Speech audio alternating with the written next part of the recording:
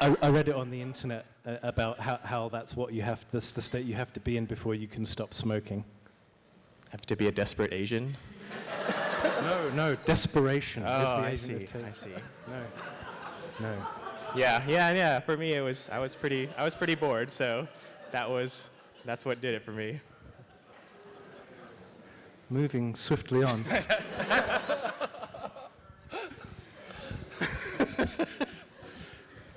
Just to reiterate, I said desperation.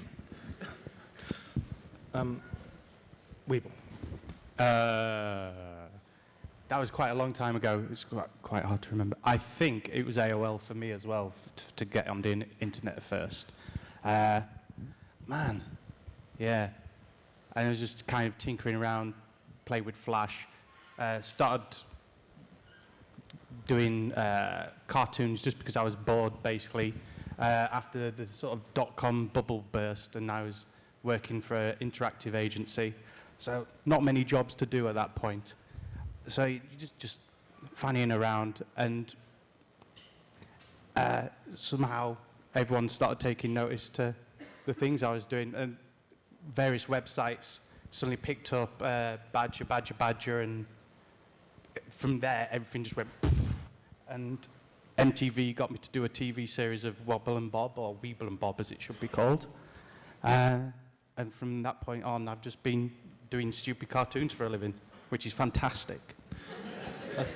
I think of all of us, you have the most kind of elaborate website, and how much maintenance, and how did you get to the point where you're taking care of all that? Well, thankfully I had little people that knew what they were doing on the website building front. I asked them very nicely, and he built a nice fancy back end and all that, so it's pretty easy to keep up with.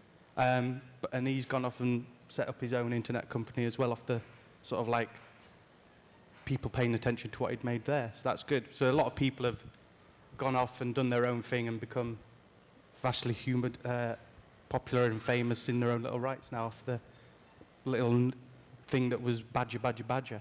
So when was the point where you realized, holy craps, I'm onto something here, there's people coming in?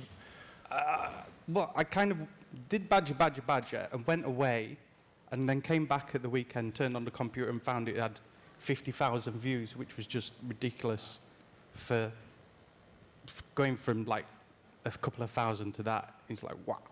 And that's kind of when it all sort of, oh, this is something that I could do instead of the job that I'm doing now. And then the final thing was when MTV actually phoned up and said, hey, do you want to make a TV show for us? And I went, okay.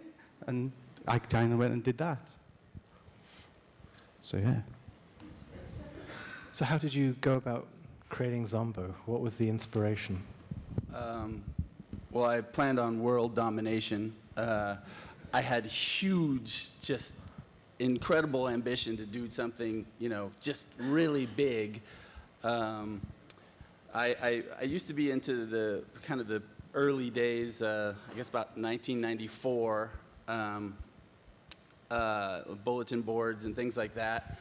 And then I ended up moving to Asia for about 4 or 5 years, and I didn't have access to the internet, and I dreamt about playing computer games, and I remembered like the World Wide Web was just, there weren't even pictures on it, but it was exciting, and I would occasionally, by the time that like the first internet cafe opened in Bangkok, I went there, and I was really excited about it, and when I finally moved back, my friend had been a web designer since the time I'd gone, and he had this program at the time, I think it was called Future Splash or something. It wasn't even Flash.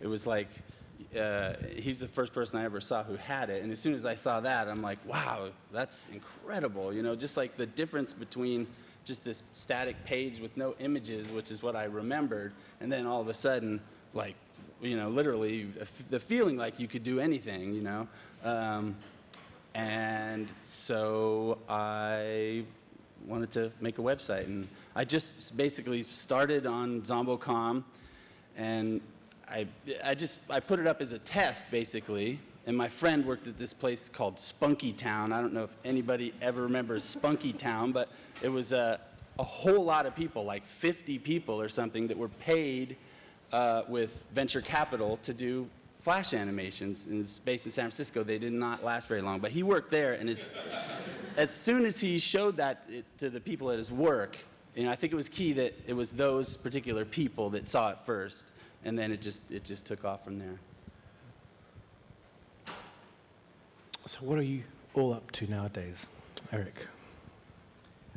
So I was in Silicon Valley for the last 12 years. After I graduated from college, I went to work at a startup and a video game company, and I was at Yahoo for the last 6 years.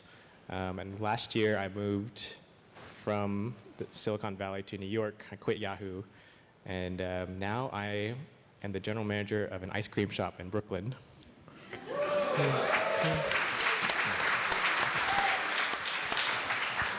So it's called Ample Hills Creamery. Come out and visit us. Actually, yeah, it was voted best ice cream in New York by the Village Voice a few months ago. And I'm experimenting with the Nyan Cat flavor. I know there's one already, like here at Toscanini's, but I think mine is going to be better. So what's in it? Huh? What flavors are in it? So it's going to be I've been experimenting at home. I haven't made this version yet, but I think it's going to be a cream cheese ice cream with a swirl of raspberry cherry preserves and toasted Pop-Tarts with rainbow sprinkles, and it's going to be colored blue for the space in the background. It's going to be awesome. Your latest projects, Weebl. What am I still doing? I'm making more and more ridiculous cartoons, basically, and hopefully it'll get even more ridiculous as time goes on. I don't know. I don't really plan my life that much.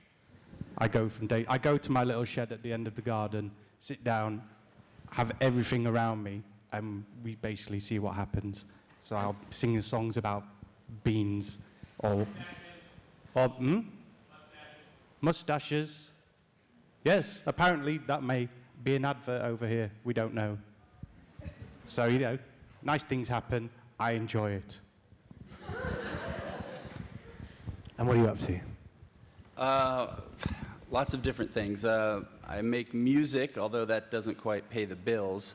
I made the music for the Zombocom thing, so it's in that genre of kind of music-y, weird, kind of music-y, weird. Well, weird is good. And I also work for a calendar company, which is the ideal job, even though anyway. It's the ideal job because it's 6 months of the year at the most. And we make I don't even want to go into the calendars we make, but we'll just say Halliburton was what one goes of into them. making a calendar? What's that? What goes into making a calendar, apart from the obvious layouts? Not much. I mean, you just put the layouts and run them through a laminating machine, and you get the graphics from the client, put them on a kind of standard calendar thing. They're year-at-a-glance calendars. This is really, actually, I don't want to talk about this. So the question of the day is, how has internet culture changed? Is it better? Is it different? And the how and why of it all. Anyone want to tackle that first? 'Cause, Eric's looking a bit nervous. Those guys who were on here before us, they should have done this. Internet culture. I mean, it's a lot more social now, right? There's so many more people who are connected. Sure, but has what's on the internet changed? I mean, people obviously use it in different ways. We use Facebook and Twitter now instead of just going to websites or, whatever it is we did on AOL that I don't even want to think about it. Like we saw there with kind of animated GIFs, bleepy music, the things are often the same, but everyone kind of talks about things from a long time ago with a certain sense of nostalgia, and it's already starting to build. Are you saying there's going to be a revival of these sorts of things? I think the main change is that, like Eric said earlier, that people had personal websites back then, and now everyone just goes to the big 4 or 5 sites, YouTube, Reddit, Twitter, Facebook, that sort of thing. So it's more social now, because people can pass links around. but the destinations are pretty much the same places all the time. So in a way, the internet's got a lot more refined and smaller while being bigger. Ooh. Oh yeah, I totally agree. I mean, like basically, there's only like 5 websites practically that people ever go to. I kind of think it's a shame. I loved all the quirky, MIDI files playing in the background, all the, the real individual kinds of sites, that were. They still have them, but it really is just like, Wikipedia, YouTube. And there's a lot that goes on within that. But I miss that kind of individual creativity. What's it been, about 2 years since they canned GeoCities? Really? It's not here anymore. I know. Surely it's been backed up somewhere. Tell me. Yes, of course it has been. Good. It's back. There's a thing where you can visit some of the old sites. It's kind of all sanitized now in a way, a lot more polished. In fact, if you look at everyone's work on YouTube now, you don't really get the scratchy-looking things like Badger or that sort of, hey, I've just made a thing, oh, throw it online. And now it's all like, hey, I've made a thing, and it's got lens flare. And there was a barrier to entry 10 years ago as well, technical ones, financial ones. People started going to your website and it fell over. Whereas now, the barrier of entry is very, very low. Anyone can go on to Tumblr or YouTube and express themselves. And of course, there's like a huge... Who was that? That was disgusting. Sorry, he just belched really loudly. Well, this is ROFLCon.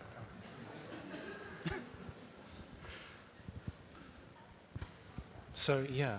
Sorry, did I throw you off? Oh, lost my train of thought. I keep getting asked that question by interviewers. Isn't the web fragmented now?